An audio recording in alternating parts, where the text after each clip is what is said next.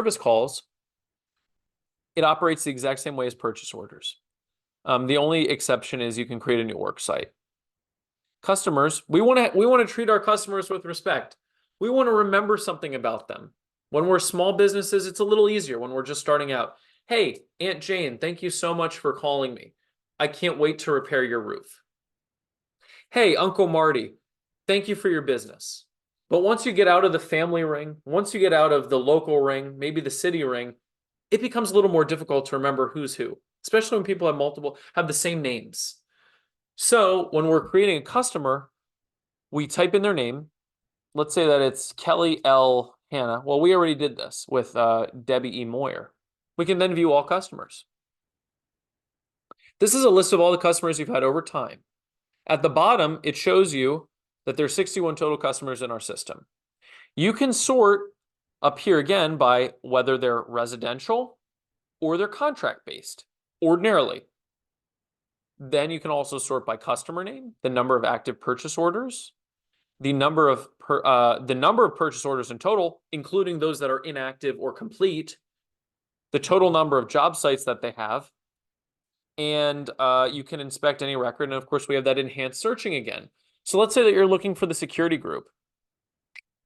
4 letters, without even clicking a button, it automatically comes up. And in the security group, we can inspect them. Right away, it tells us customer name, security group, customer number 22, primarily a contract customer. Active jobs, which can be exported to Excel, again. It's going to show you in another beautiful sortable table with enhanced search, the name of the job, the purchase order, the total job amount, how much we've billed them, and how much we still have left to bill them. If there's additional details you'd like here, we can cake that in too. If you're looking into the PO summary, boom, back to this page. Intuitively connects everything back together. All the way down, again, to a timesheet submitted by Doug Demolition. Doug Demolition.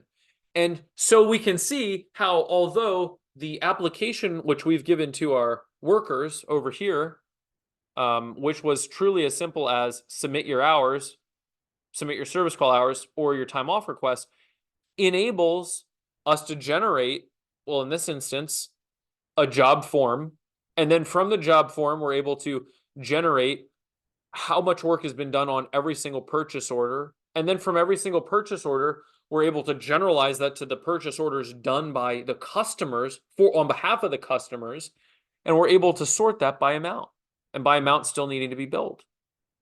Let's say that we want to add a customer note. We heard one time on the phone a dog barking. It sounded like a chihuahua, really, really yapping a lot.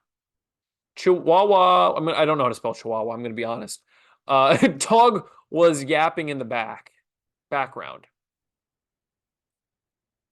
Ask about dog during next conversation. Okay. That note, hold on, I got to go back. Here it is. Going back to the security group, it's a customer note. It sits there. We're going to remember something meaningful about this customer to have an empathic relationship with them. It's no longer going to just be about sales, but now, okay, we see they have a $140,000 job on the line. And you heard a little puppy in the background. How much more meaningful is it going to be when you're issuing your next bid for them to get that purchase order even created, to get that job, that opportunity, to ask or include a question about their puppy? Or let's say that you noticed that there were, I don't know, images of San Francisco, the Golden Gate Bridge. I'm in Allentown, Pennsylvania. I'm probably the furthest place away from San Francisco, but let's suppose you see a picture of the owner standing in San Francisco with his wife, and you observe that. Your workers have observed that. Add it in here, owner and wife at San Fran. And you can follow up. You can follow up with that. You can use that as a conversation starter to make it feel more personal. There's a lot of power in that. You can also see the historical purchase order jobs. So remember, we had that distinction between active, warranty period, inactive. We can see those that fall down here. And again, All the data is preserved. Full summary breaks down into who is working on the job. And it would even include, don't let that be forgotten, don't forget that, pictures from the job site from the day decades ago would be preserved on the system. You would have that at the click of a button. It also manages all of your service calls, including who's the point of contact, who's the job supervisor, who should I be calling, where am I going, where am I sending my men? You can do that here too. An additional feature which is yet to come, which certain small to medium-sized businesses have expressed great interest in addition to all this information about our customer, what is the customer's lifetime gross value? How much money in cash have they brought to our company? And of that, after taking away all the overhead, insurance, labor, material, transportation, depreciation, the whole 9 yards, how much have we net from that customer? And then, based on that, what's our average marginal efficiency? What's the percentage of profit or loss that we usually expect when working with this customer over time? If it's generally negative, we're doing something wrong. We're doing something majorly wrong. And we need to reconsider our approach when offering bids in the future. In addition, if you're making profit and it's sitting around 2.25%, 4%, 5%, whatever the number may be, you know how much fluff you can add to contracts going forward in order to not only maximize your potential profit, while also having a very fair share or shot at getting that opportunity. That's all just right there as well. So we can head home. Again, we can submit an invoice, miniature QuickBooks. It's as simple as saying I'm choosing between a purchase order and a service call. Let's say it's a purchase order. You say which purchase order you want to add to. It could be any of them. Let's say it's Sunnyside Splendor Villa. Why not? You can also enter the amount that you've already billed them. Let's say $5,000 for services rendered. And you're going to write a note on there that it's the first of 36 payments equally distributed monthly over 3 years. You can submit it. Boom. Just like that. If we go to the customers page for purchase order 23116, we would be able to see that $5,000 invoice hit. So let's remember that 23116. Purchase orders, PO summary reports, 23116.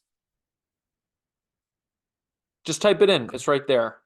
Refine search, and it comes right up. Here's 23116. And what we're going to need to do is remember that we have to go over to the customer portal for that, which is customer, view all customers. And we found out that it was Minzer. 23116, Sunnyside Vendor. Sunnyside Splendor Villa, $5,000. Just like that. That's how intuitive, combined, immediate this is. And again, you can export it to Excel if you need to do external billing. It's already built in. Everything that people have needed, we've really sat down with stakeholders, we've listened to their needs, and we've built it into the system. You're also able to create an employee and a manager. The way that we bill for this program is usually based on how many employees or managers are using this software.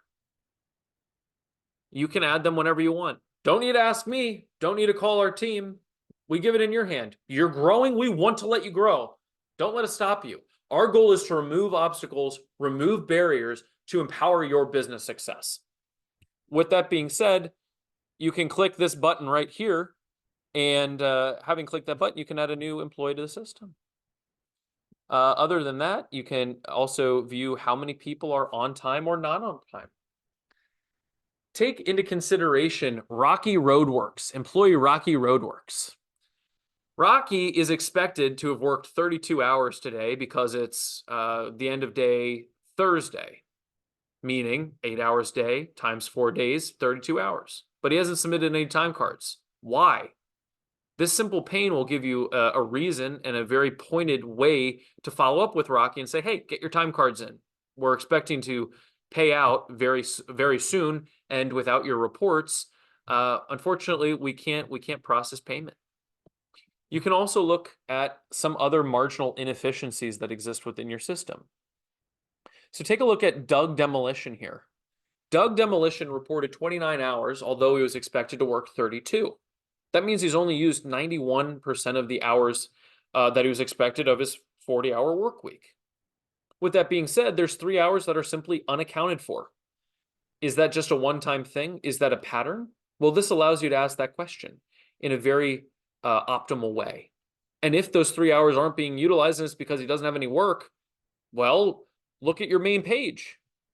Look at your main page. You are now 261% over on Aqua Dream Manor. You are 115% over on Frozen Fir Manor.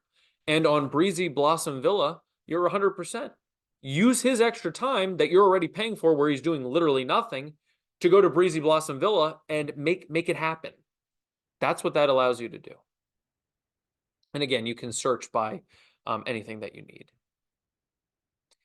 So that's the essence of the program. You also have one final feature, which is a global search. If you don't know anything and you just want a way to instantly search, you can. Let's say that you're looking for that Quandale person. You type in Quandale and you click that little button. It goes into the smart search and it pulls up everything with the word Quandale in it, or QUA. Okay. And again, you have the total amount invoiced, the total price, the total number of hours. So that concludes our little live demonstration of dartboard, Dart dashboard, however you want to refer to it. I will leave additional details about the program in the chat section or the description section of our YouTube video. You are free to use this mock website at your leisure, at your convenience, and feel free to mess around. Try and break it. If you find something that doesn't work, let me know. It'll help everybody. And if you're interested in discussing bringing this somewhere, such as your business or a business of someone that you know, you think that they could benefit from it, reach out. We're always available. My contact information will also be listed in the description. We're very easygoing, we're very approachable, and we have a very competitively priced program ready to be implemented in less than 1 week's time with whatever data you already have existing at your company. Thank you so much. Take care.